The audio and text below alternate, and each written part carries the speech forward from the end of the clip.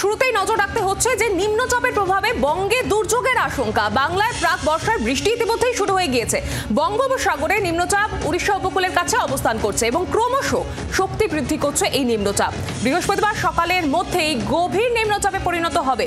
প্রাথমিকভাবে নিম্নচাপ উত্তর অভিমুখে ধীর গতিতে এগোচ্ছে, অর্থাৎ সমুদ্রপৃষ্ঠ থেকে জলীয় বাষ্প থেকে শক্তি সঞ্চয় করছে।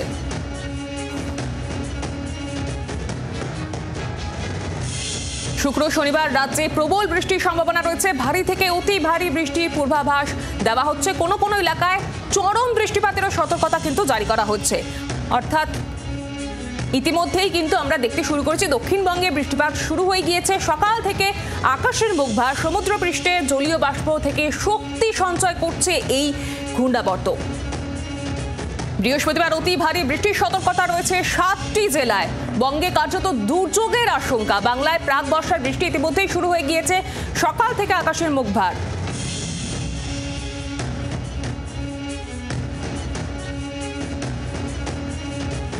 উত্তরবঙ্গের পার্বত্য এলাকাও কিন্তু ধস নামার একটা আশঙ্কা প্রকাশ করা হচ্ছে। নদীর জলস্তরও বাড়তে পারে, সঙ্গে বিভিন্ন যে এলাকা রয়েছে সেগুলো প্লাবিত হওয়ারও কিন্তু আশঙ্কা প্রকাশ করা হচ্ছে। নিচু এলাকায় প্লাবনের আশঙ্কা।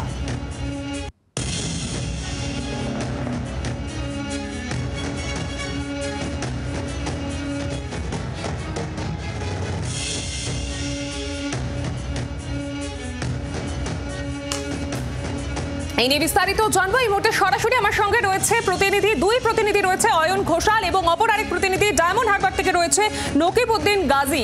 দুজনকে স্বাগত জানাচ্ছি। এই মুহূর্তে প্রথমে আমি চলে যাব সরাসরি অয়ন, তোমার কাছে যে বিষয়টি জানতে চাইবো। ইতিমধ্যেই প্রাক বর্ষার বৃষ্টি শুরু হয়ে গিয়েছে। আমরা সকাল থেকে দেখছি যে আকাশের মুখভার বিভিন্ন জায়গায় কিন্তু দক্ষিণবঙ্গে বৃষ্টিপাতও শুরু হয়েছে। এই মুহূর্তে কি অবস্থা জানাচ্ছে আবহাওয়া দপ্তরের তরফ থেকে, কি জানা যাচ্ছে ঘূর্ণিঝড় সম্পর্কিত, এবং প্রশাসন কতটা তৎপর রয়েছে কি জানতে পারছো? প্রথমে বলে রাখি যে ঘূর্ণিঝড় সংক্রান্ত এখনো পর্যন্ত আপডেট দেওয়ার সময় আসেনি, কারণ বঙ্গোপসাগরে আরো প্রায় 24 ঘন্টা পর।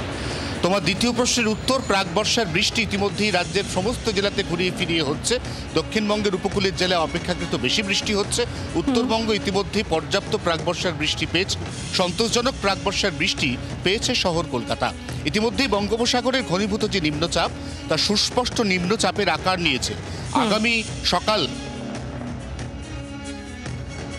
ফির নিম্নচাপে পরিণত হবে, এবং যেহেতু ঘন্টায় এই মুহূর্তে তার গতি মাত্র 6 কিলোমিটার, এর অর্থ এটি একই জায়গাতে থিতু হয়ে শক্তি সঞ্চয়ের প্রবণতা বাড়াচ্ছে।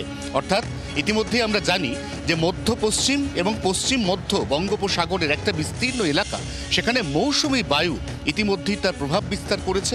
অর্থাৎ এই মুহূর্তের এই নিম্নচাপ মৌসুমী বায়ু থেকে সমস্ত জলীয় বাষ্প টেনে নিজের শক্তি বাড়ানোর চেষ্টা করছে। শেষ পর্যন্ত এই যে টাগ অফ ওয়ার, অর্থাৎ একদিকে সক্রিয় মৌসুমী বায়ু এবং একদিকে সৃষ্ট নিম্নচাপ, এর মধ্যে বেশি জলীয় বাষ্প টানতে কারা সক্ষম হচ্ছে তার উপর নির্ভর করছে এই নিম্নচাপ শেষ পর্যন্ত কতটা শক্তি নিয়ে আত্মপ্রকাশ করছে। নিম্নচাপের গঠন যখন সম্পূর্ণ হবে তখন সেটা প্রাথমিকভাবে এগোবে উড়িষ্যার সঙ্গে থাকো অয়ন। আর আপনাদেরকে জানিয়ে রাখবো যে আবহাওয়া বিশেষজ্ঞরা তারা কি জানাচ্ছেন শুনুন।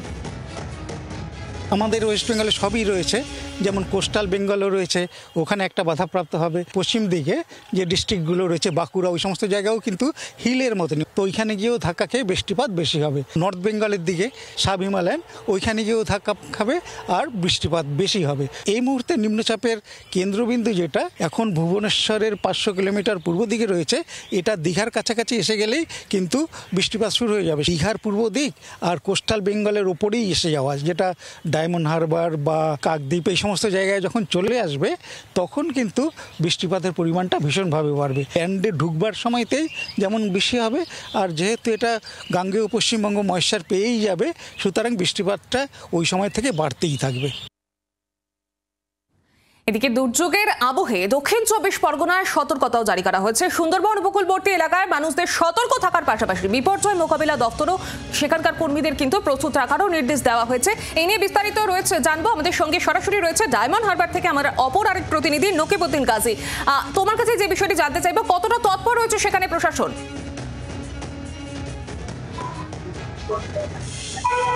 দেখো, তোমাকে বলে রাখি, যেভাবে অয়নদা এবং আবহাওয়া দপ্তর থেকে যেটা জানা যাচ্ছিল যে এই যে নিম্নচাপ, সেই নিম্নচাপটা কতটা ঘনীভূত হচ্ছে এবং সেই নিম্নচাপের কতটা প্রভাব পড়বে এই সুন্দরবনের উপকূলবর্তী এলাকায়, সেটা কিন্তু দফায় দফায় কিন্তু সকাল থেকে বৃষ্টি শুরু হয়েছে। কখনো রোদ ঝলমলের আকাশ এবং পাশাপাশি কখনো যে বৃষ্টি, এই বৃষ্টির মধ্যেই কিন্তু এখন চলছে। তবে যে ঝড়ের যে শক্তি, সেই শক্তির প্রভাব কতটা পড়বে সেইটা পরিষ্কার না থাকলেও কিন্তু সেই বিষয়ে কিন্তু পূর্বের অভিজ্ঞতা নিয়ে প্রশাসনের পক্ষ থেকে কাকদ্বীপ, ডায়মন্ড হারবার, ডিজাস্টার ম্যানেজমেন্টের যারা কর্মী আছে তারা কিন্তু সজাগ, এবং তাদের যে সব এই যে আবহাওয়া খারাপ হওয়ার পরে যদি বৃষ্টিতে ঝড়ে গাছ পড়ে যায়, সেগুলোকে কেটে সঙ্গে সঙ্গে সরিয়ে দেওয়ার জন্য যেসব যন্ত্রপাতি দরকার সেগুলো কিন্তু তারা প্রস্তুত রেখেছে। এবং পাশাপাশি বলে রাখি, তোমার উপকূলবর্তী এলাকায় সুন্দরবনের যেখানে গঙ্গাসাগর, নামখানা, কাকদ্বীপ, ডায়মন্ড হারবার, পাথর প্রতিমা যেসব দ্বীপ অঞ্চলগুলো আছে, সেই দ্বীপ অঞ্চলের দায়িত্বে পঞ্চায়েত এবং ব্লক স্তরে যারা আছে তাদেরকে ইতিমধ্যে কিন্তু সজাগ থাকতে বলা হয়েছে। এবং পাশাপাশি এটা নিয়ে কিন্তু গতকাল কিন্তু একটি বৈঠক করেছিল জেলা শাসক এবং তার সঙ্গে যারা মহকুমা শাসক আছে তারা বৈঠক করেছিল যে এই যে ধরনের যদি কোনো প্রাকৃতিক বিপর্যয় ঘটতে পারে বা প্রাকৃতিক বিপর্যয় ঘটলে তার যে প্রাথমিক পর্যায়ে যে কাজকর্ম, সেই কাজকর্ম তাড়াতাড়ি তড়িঘড়ি করে যাতে করা যায় সেগুলো তারা সেই প্রস্তুতি নেওয়া হয়েছে।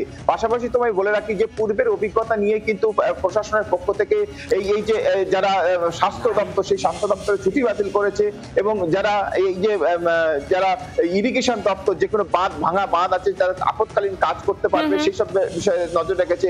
এবং যেখানে এই ত্রাণ শিবির, অর্থাৎ যেখানে ফ্লাড সেন্টার, সেই সঙ্গে দেখুন নাকিব, আমরা আবারও চলে যাবো আমার অপরাধ প্রতিনিধি যে অয়ন ঘোষাল ছিলেন কলকাতা থেকে। অয়ন, তোমার কাছে যে বিষয়টি জানতে চাইবো এই মধ্যে, যে তুমি যেমনটা বলছিলে যে বৃষ্টি শুরু হয়ে গিয়েছে এবং আগামীকাল থেকে শুরু করে যে শনি রবিবার পর্যন্ত যে বৃষ্টির প্রভাবটা কতটা বাড়তে পারে এবং প্রশাসন কি বলছে এই মুহূর্তে, বিস্তারিত জানাও।